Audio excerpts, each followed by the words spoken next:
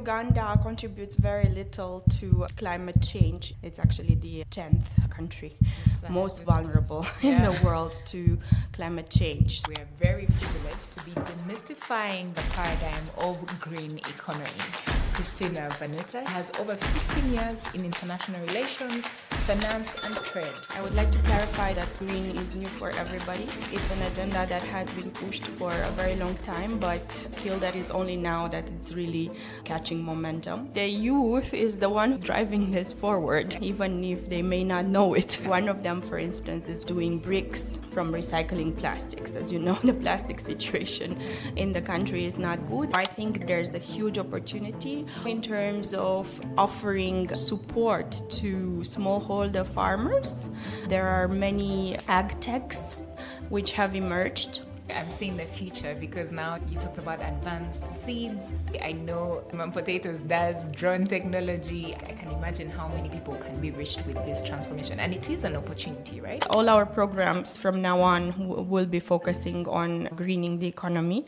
So in the sense that you will get extra points if your business proposal includes green elements. For instance, if you want to install energy efficient bulbs in your factory or a solar system, anything that can help with fighting climate change. Uganda has to bank on its advantages, such as exports, agriculture, fertile land, innovation, young people. The more we educate them, the more knowledge they get, the more they will make this a reality.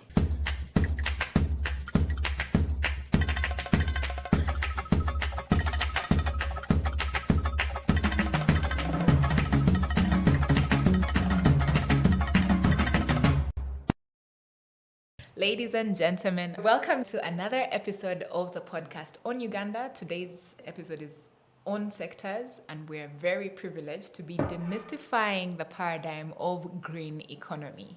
Miss Christina Vanta, she is the programs manager at the EU, and she leads access to finance, SMEs and land. We are very lucky to have her speak to us about green economy. What does it mean? What does it mean for Uganda? She has over 15 years in international relations, finance and trade. So she would be explaining to us what it means from her perspective and for Uganda to be able to achieve that middle class economy by 2040. Welcome to the podcast, Christina. How do you feel? Thank you This much. is definitely not your first podcast. It is actually. It is. I'm very excited. As we prepared for this conversation, Christina has been hosted on some of the biggest media in Uganda, NBS TV. So I thought this is not your first rodeo, but you're welcome. Thank you. Today we're quite excited because green economy is quite new. It's quite a new concept. But when you think about green, there's been conversations about Uganda being a green country. And I know one of your focus right now is focusing on the green economy. What does that mean to us from where you sit as compared to the rest of the countries in the region? Where do you see Uganda in this whole conversation? That's a very good question.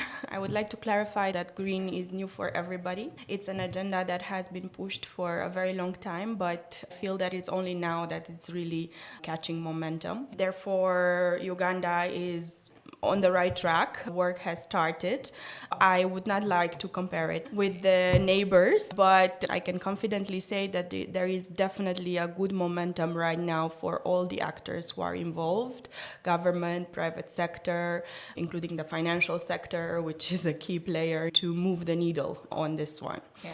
And obviously, the European Union and other donors are there to support the process, which is also our internal agenda in the EU. We have the European Union Green Deal, which is our growth strategy for the years to come. I've had a few conversations with other people on the podcast, and we've had that Uganda stands a better chance of surviving, say, the effects of climate change because our rich resources, but we are also quite vulnerable to the effects of it. So how would you intertwine green economy and climate effects? Yes, although Uganda contributes very little to climate change, it is one of the most vulnerable countries in the world to its effects. It's actually the 10th country most vulnerable in the world to climate change. So from this point of view, the urgency is there to act. not only in Uganda but globally, because we are all interconnected. In Uganda, I think the right policies are in place. There is a green economy strategy. The government has set up the climate finance unit under the Ministry of Finance, who is supposed to drive the climate finance agenda and draw in as much financing as possible for a green growth path for the country. On the Ministry of Water and Environment, who is the one leading the fight against climate change agenda, the Department of Environment is there and it's functional, it's being supported. So I think we're definitely on the right path. Okay. As a young listener, they are still confused about what we're talking about now. So in practical terms, green economy, what is Uganda now and what does the green economy look like? If a young listener is doing a business, how do you help them imagine themselves in that kind of economy? The youth is the one driving this forward, even if they may not know it. They are the ones innovating, for instance, when it comes to home solar systems, to other type of solar energy applications which they develop. When it comes to using plastics for building materials or creating bricks, they implement adaptive measures, improve seeds, and so on in the agricultural sector. These are all examples of what green means. Yeah. If you want to get very technical and know exactly what it is, I can tell you that the Ministry of Finance is now developing a green taxonomy for the country, which will tell us exactly which technologies are considered as green and which not. You're always sharing resources on your LinkedIn. Sources of finance, about capital, even skilling, scholarships from here and there. It's quite amazing that there are quite a lot of these resources available for especially young people to innovate with the enabled infrastructure for them to be able to innovate their ideas and implement them. But I wonder from your perspective, I mean, you sit in the EU and the EU has a lot of beneficiaries. What kind of innovations have you seen so far that have quite impressed you here in Uganda? There are quite a few. For instance, what I was very impressed with in particular is the fintech environment, which is very vibrant and can actually deliver in terms of access to finance to the last mile. We've been working with a number of fintechs, for instance, Buko, who are reaching the very last mile where the banks cannot reach, and but in partnership with banks, for instance, Uganda Development Bank. And I think that's really amazing. Now, through our Uganda Green Enterprise Finance Accelerator, which is one of the programs we are supporting, there are business ideas in numerous sectors which are very exciting. One of them, for instance, is doing bricks from recycling plastics. As you know, the plastic situation in the country is not good, and waste management in general could be improved. So this type of initiatives which go into the circular economy sector is something which is also very dear to me. So reusing what we have as waste in particular, I think it's a great idea. Wait a minute. Do you know what it will take for Uganda to achieve a middle-class economy by 2040? Please send us an email at onuganda@gmail.com. There are quite a few examples. For instance, the black soldier fly models, whereby from waste, with the help of an insect, you can create soil improvements or feeds for animals. I think those are very good ideas that need to be scaled up and taken on by as many small-scale farmers or construction businesses or others. As much as possible have to be integrated into the real economy for it to become green. I've also seen that you're very passionate about agriculture in Uganda. What are the unique aspects you've seen in Uganda that you haven't seen anywhere else? Uganda is a perfect place for agriculture. You just need to get out of Kampala to see all the green and fertile soil outside. Even within the city, there are many initiatives of doing agriculture in urban settings. Agriculture definitely needs to be scaled up, not less for its importance for the population, most of it being engaged in the level of smallholder farmers. So we certainly need to focus on sustainable agriculture. And do you think agriculture is high up on the sectors that will contribute to Uganda's green economy? Yes, particularly in agriculture, we focus on adaptation. Climate change is there, the effects are there. What can the agricultural sector do to adapt to these effects? By using certain techniques, by using drought resistant seeds, for instance. But as soon as we go into value addition on agricultural production, so into a bit of manufacturing, there are other techniques, other energy sources that can be used which contribute to mitigation as well. So I think agriculture plays a great role in the green transformation because it is such an important sector for the Ugandan economy. Back to the youth that you spoke about earlier, with the digital infrastructure in place, I wonder what opportunities you're seeing, because most of our guests on the podcast don't like to call them challenges, but what are the opportunities you're seeing within the digital infrastructure to enable those youth to innovate around activities for the green economy? Maybe not necessarily directly related to the green economy, although everything is connected. For instance, there is a huge opportunity with e-commerce where agricultural goods are traded as well as value-added agricultural products. I think there's a huge opportunity in terms of offering support to smallholder farmers. There are many ag techs which have emerged. Our next Uganda EU Business Forum will focus on agtech as one of the sectors. Agtech as agriculture technology. Agricultural technology, yes. These have the opportunity of scaling up knowledge of the farmers by using digital means, which can reach much more farmers than we currently can through extension services, for instance. I'm seeing the future because now you talked about advanced seeds. I know Potatoes does drone technology. I can imagine how many people can be reached with this transformation. And it is an opportunity, right, with digital today. And do you have any open facilities at the moment or active facilities that you'd want us to know of? In the green economy space, particularly in the waste management sector, sustainable agriculture, and there we're looking at coffee, cocoa, and horticulture, in clean energy, as well as sustainable tourism. And some of these sectors, there will be a second phase of the Uganda Green Enterprise Finance Accelerator. There is currently an ongoing call for proposals under our START facility, which is looking at value addition in agriculture with green elements. All our programs from now on will be focusing on greening the economy. So in the sense that you will get extra points if your business proposal includes green elements. For instance, if you want to install energy efficient bulbs in your factory or a solar system, anything that can help with fighting climate change and greenhouse gases. We're going in that direction and it's very exciting. What do you think the future looks like?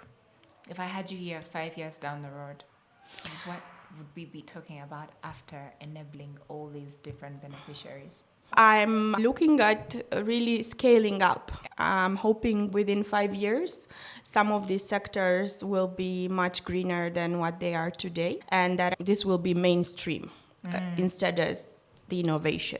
With all your partners, the different stakeholders, if you had the chance to change something, what would you change to enable a more seamless journey for these young innovators, or even you as an organization doing business better?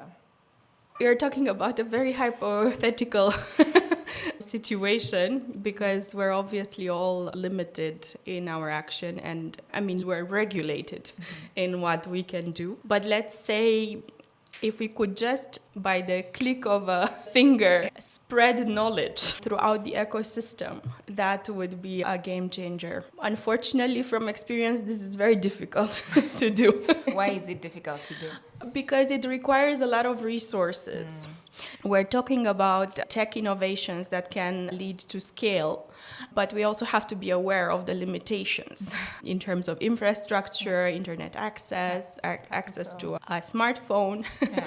I'm cautiously excited, let's say, about this, because there can also be e-learning, which falls into the innovations, but does it reach everybody? Yeah, that's true. I think the reason behind On Uganda was there's quite a lot of people doing a lot, but if there's more knowledge on such subject matter that can be demystified, broken down in little chunks that people can easily understand, in the long run, in the near future, would be a more informed citizenry and then make better vote decisions for our policymakers to make better on all their bills or laws. So it comes from a place of being informed. That's very different an answer, but we'll take it. We'll take it as it is. And the final question we ask every guest that comes onto this podcast. What do you think? Are you ready? I'm not sure. Are you ready? All your questions have taken me by surprise. I think you've answered them very articulately. The World Bank projected that Uganda is going to achieve a middle-class economy by 2040, and I'd love you to base this off of the green economy. What do you think it will take for us to achieve that middle class? It will definitely take going green. Tell us more. That I can assure you. A concerted effort from everybody on really following through on the policies which are in place. The policies are in place. We just need to implement them and review them every now and then as necessary. As you know, the Fourth National Development Plan has a lot of the elements needed to achieve the goals. Nonetheless, time is very short. Yeah. The geopolitical situation in the world and the general economic situation is not extremely positive right now because of the different conflicts, trade disruptions, vulnerabilities. It is a very complex situation that Uganda and everybody finds itself in. Uganda has to bank on its advantages, such as exports, agriculture, fertile land, natural innovation, young people. The more we educate them, the more knowledge they get, the more they will make this a reality. Earlier, you talked about your focus being greening the economy, and now that you talk about the different shifts in the globe, if, say, leadership at the EU changed, would that also change, or it's still going to be greening the economy for the rest of the years to come? Pretty predictably, we will keep the course. The EU has embarked on this path a few years ago with our Green Deal. And when such a path is taken, hundreds of laws are being passed so that we keep course. Member states have to comply with that course. They ratify. There's no ratification needed. In the EU. Yeah. Yes, everything is decided. It's decided in a very complex matter, but this one is a majority vote. So for that one patriot who is listening in today, wants to be in international relations or doing the work you do, what is that advice you'd give to them? They're starting their career. They're probably thinking, what does it take for me to be in such rooms, such positions of power? I tend to think about myself as a civil servant, so a servant, not in a position of power necessarily. You don't think, no. Civil servant and positions of power, you have the power to make decisions for most of the civilians. No? In my role, no. I follow our directions and implement them at country level. A civil servant, by definition, needs to serve its constituency and the people. To young people would be to follow the news, be aware of what is happening, get involved in as many projects as possible. Youth usually have time, so use it wisely and try to make a change within your community. As they've just graduated, I would encourage as many internships as possible with the organizations where you would like to work in the future. Don't spread yourself too widely. Be focused. Have a plan. What is it that I want to achieve and how do I get there? I know it sounds cliché, but it actually works. When I started my master's degree in European studies, they made us do a career plan. I thought, this is too early. Why am I asked to do this? Yeah. But I did one and it actually came through. Really? Yes. You followed on each exactly. one. Okay. Yeah. And what else do we have any other aspirations? For myself? Yeah. Let us in on the secret. I'm certainly not targeting a PhD, but continuous learning is very much needed. We need to add skills to our toolbox. For instance, I'm doing an online course now on sustainable finance. Nice. Which is... You need to stay on top of the game. Yes. You Since have it's all very new. Yeah, it's nice that you also keep learning. Artificial intelligence is another thing that we all need to get trained on and use it wisely. Fantastic. I think we've had such a great conversation. Do you think there's something else we haven't touched upon that you would love to share with our listeners? Definitely. Maybe a few more opportunities which are out there, sources of information. For the businesses who are looking for funding, we have set up the Access to Finance portal, which is found under the Sustainable Business for Uganda platform. If you just Google that, it will take you there. It's a repository of all the opportunities that we could find on the market from development partners, banks, and other investment funds that are actively looking for investments in Uganda. You can search according to the sector, according to the type of financing you're looking for. So for those companies who are looking for financing, I recommend to start there. Otherwise, maybe just to mention the Deal Flow Facility, which is one of our programs meant to help bigger companies who are looking for more than €500,000 in financing. This is sector agnostic, so any sector is welcome. In her true form as Access to Finance, Climate and Land Programs Manager at the EU. Thank you so much for those insights, for those resources you've just shared with us. I hope that we'll put them in the show notes for the episode so people can go and find them. Thank you. It has been wonderful to have you. Thank you for honoring our invitation and sharing your invaluable insights to help us achieve that middle class economy by 2040. Thank you, Christina. Thank you so much, Aggie. Thank you for listening in this far. I really hope that this conversation was helpful to you. Share this episode with your colleagues or friends that you think will benefit from this information. Let them know what you're listening to. Would you also rate our podcast? Because once you rate our podcast, other people like you are able to listen to this information and use it to their own benefit. On a lighter note, follow us on TikTok and Instagram. Would really like to hear your thoughts.